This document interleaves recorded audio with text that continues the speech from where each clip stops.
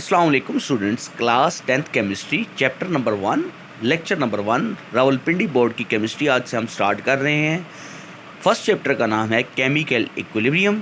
Very important chapter, examination point of view से short plus long दोनों के लिए चैप्टर बहुत इंपॉर्टेंट है। स्टूडेंट्स स्टार्ट करते हैं आज का लेक्चर। सबसे पहले मैं इस चैप्टर का थोड़ा सा आपको कंसेप्ट बता देता हूँ, कंसेप्चुअल बैकग्राउंड थोड़ा सा सेट कर लेते हैं, फिर हम लेक्चर की जानिब बढ़ते हैं। स्टूडेंट्स, हमारे इर्द गिर्द बहुत सारे फिज़िकल और केमिकल प्रोसेसेस चल रहे होते हैं। कुछ प्रोसेसेस तो कंप्लीट हो जाते हैं, कंप्लीशन की जानिब चले जाते हैं, और कुछ ऐसे प्रोसेसेस होते हैं जो स्टिल कंटिन्यू रहते हैं, मतलब वो कंप्लीशन की जानिब नहीं जाते। तो इसका मतलब क्या हुआ कि बेसिकली हमारी कुछ चीज़ें जो आपस में रिएक्ट कर रही हैं उनको हम केमिस्ट्री की ज़ुबान में कहेंगे स्टूडेंट्स रिएक्टेंट्स, यानी कि ऐसी सब्सटेंस जो कंबाइन कर रही हैं उनको हम कहेंगे रिएक्टेंट्स। और वो रिएक्टेंट्स आपस में रिएक्ट कर ख़ास स्पेसिफिक कंडीशंस पर, स्पेसिफिक कंडीशंस का मतलब ख़ास टेम्परेचर पर, प्रेशर पर, कंडीशंस पर, तो वो रिएक्टेंट्स आपस में कंबाइन करके प्रोडक्ट्स बना रहे हैं। अगर तो प्रोडक्ट्स बनाने के बाद रिएक्शन कंप्लीट हो गया है तो उसका मतलब ये हुआ कि वो रिएक्शन अब वापस प्रोडक्ट से रिएक्टेंट की जानिब नहीं आएगा। और कुछ रिएक्शंस ऐसे हैं जिसमें रिएक्टेंट टू प्रोडक्ट बन गई और अब वापस वो प्रोडक्ट से रिएक्टेंट जो होती है वो बन सकती है। उसका मतलब कि प्रोडक्ट जो है वो दोबारा पहले कंबाइन हुई और अगेन रिकम्बाइन हो के वो रिएक्टेंट बना सकती है। सो दिस मीन्स कि two type of reactions are there. First one is reversible reaction and second one is irreversible reaction. So first of all, I would tell you what is irreversible reaction or complete reaction. In lightly we can say that all reactants, if all reactants are converted into products, it means this reaction is a complete reaction. However, some chemical reaction don't go to completion because product again recombine to form reactant, as I have told you earlier. So this type of reactions are called reversible. At that case जो quantities और reactant और product की वो change नहीं होती हैं। Reaction की speed भी एक कॉन्स्टेंटली चल रही होती है। रिएक्टेंट सारे का सारा प्रोडक्ट बना रहा है और प्रोडक्ट वापस टूट कर स्टूडेंट्स क्या बना रहा है, रिएक्टेंट बना रहा है। क्वांटिटीज़ अनचेंज जाती है और ये रिएक्शन फॉरवर्ड भी जा रहा है। फॉरवर्ड एरो हम लगाते हैं ना, जैसे आप अपनी डायरेक्शन में जैसे भी बैठे हुए हैं तो अपने दोनों हैंड, आपका जो लेफ़्ट हैंड है और आपका राइट हैंड, उसको सामने कीजिए। लेफ़्ट हैंड से राइट हैंड पर आपको जा रहे हैं ना, वो left to right reaction move कर रहे हैं। ये जो एक एरो होता है जो लेफ़्ट टू राइट मूव करता है, ये फॉरवर्ड रिएक्शन को मूव करता है, यानी रिएक्टेंट से प्रोडक्ट बना रहा है। और राइट टू लेफ़्ट जो मूव करता है वो होता है जी रिवर्स एरो, वो होता है प्रोडक्ट वापस जो रिकम्बाइन हो के अगेन रिएक्टेंट बना रही हैं।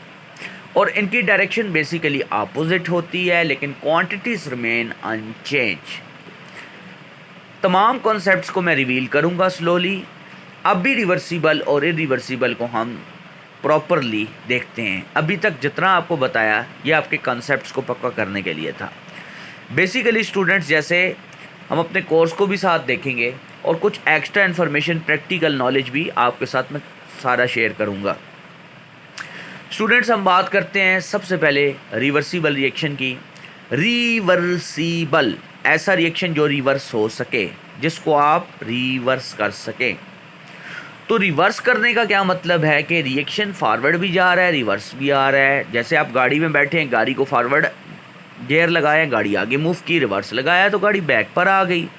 आप कोई मूवी देख रहे हैं तो मूवी पिक्चर आप देख रहे हैं ना, तो वो पिक्चर अब एक सीक्वेंस से चल रही है, आपने रोकी, अगेन आपने रिवर्स उसको कर दिया मूवी को, तो जो बंदा आगे मूव कर रहा है वो पीछे की तरफ आ रहा है, यानी वही वाले सीन्स अगेन रिपीट हो रहे हैं।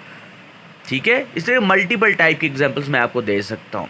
Like students, we are inhaling oxygen, हम ऑक्सीजन लेते हैं प्लांट से और वो ऑक्सीजन हमारे हम उसको इनहेल कर रहे हैं और वो कहाँ पर जा रही है, हमारे लंग्स तक जा रही है।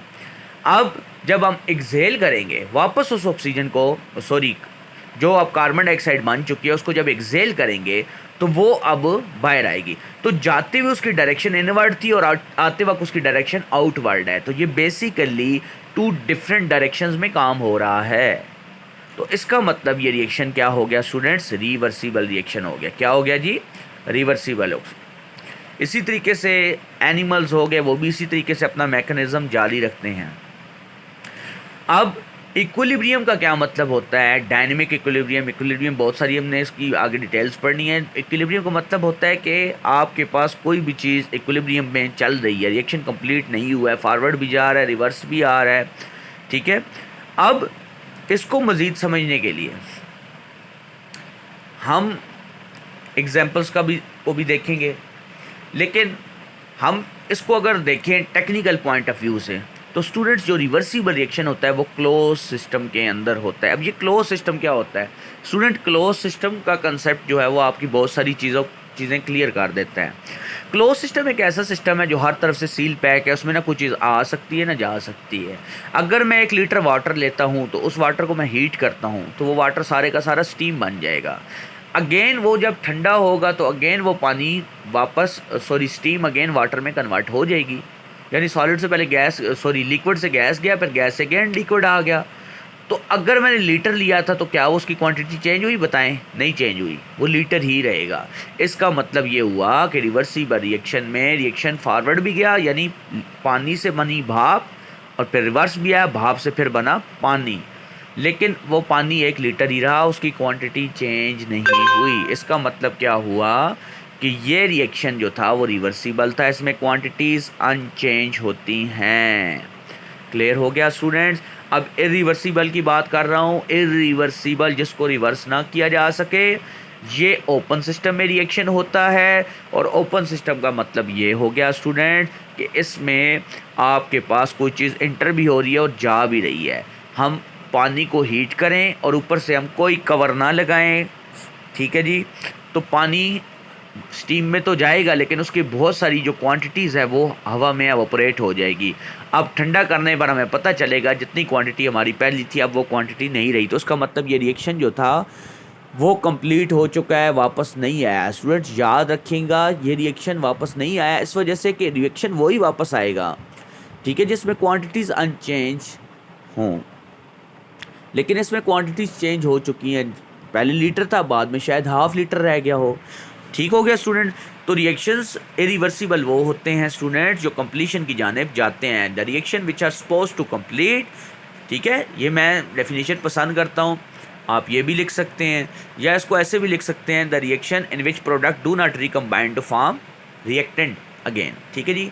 तो इसको हमें रिवर्सिबल कहते हैं। फॉरवर्ड एरो से हम शो करते हैं, पूरा फॉरवर्ड एरो हम लगाएंगे, हाफ एरो नहीं लगाएंगे। और रिवर्सिबल रिएक्शन वो होगा स्टूडेंट्स जिसमें प्रोडक्ट रिकम्बाइन करती है रिएक्टेंट में। और इसको मैं ऐसे भी लिखता हूँ कि the reaction which does not complete, ये रिएक्शन कंप्लीट नहीं होता, हमेशा चालू रहता है, चलता रहता है, ठीक है। इसको हम डबल एरो से शो करते हैं। और स्टूडेंट्स आपने ख्याल करना है, आपने दोनों कंप्लीट एरोज़ नहीं लगाने, दोनों हाफ एरोज़ लगाने हैं। ये बहुत बड़ी मिस्टेक अक्सर स्टूडेंट्स कर देते हैं। ठीक हो गया स्टूडेंट्स? तो बहुत सारी जो हमारी इन्वायरमेंट हैं, गैसेस हैं, लेक्स हैं, ये प्रिंसिपल जो इक्विलिब्रियम का कॉन्सेप्ट है ना, इसके ऊपर चल रही हैं। जैसे एक्वेटिक प्लांट्स आते हैं, एनिमल्स आते हैं, एक्वेटिक पानी में रहने वाले, तो उनको हमेशा क्या चाहिए होती है? डिज़ॉल्व ऑक्सीजन चाहिए होती है पानी में। ठीक हो गया स्टूडेंट्स? तो अभी लेक्चर को हम कंक्लूड कर रहे हैं। हमने रिवर्सिबल और रिवर्सिबल को देखा। मैं आपको एग्जांपल्स कोट करूंगा नेक्स्ट लेक्चर में इंशाल्लाह, रिवर्सिबल और इरिवर्सिबल की डिफरेंट टाइप ऑफ एग्जांपल्स। और अगर ये लॉन्ग में आ जाता है डिफरेंस, क्योंकि पिंडी बोर्ड से आप कुछ भी एक्सपेक्ट कर सकते हो, और शॉर्ट में सेपरेट आ सकता है, तो आप इसको कैसे लिखोगे? इसकी हेडिंग्स जो होंगी वो 3 से 4 बनेंगी। लाइक सबसे पहले हमारी डेफिनेशन आएगी, फिर उसके बाद इसके एट्रीब्यूट्स आएंगे, कैरेक्टरिस्टिक्स आएंगे। 2 कैरेक्टरिस्टिक्स आपने लिखने हैं, ठीक है, जो मैं आपको लिखवाऊंगा। और फिर उसके बाद आपने मिनिमम 2 एग्जांपल्स तो लाजमी देनी है। ठीक हो गया स्टूडेंट्स? तो ये आप लोगों का बहुत बेहतरीन शॉर्ट भी तैयार हो जाएगा, इसी के साथ लॉन्ग तैयार हो जाएगा।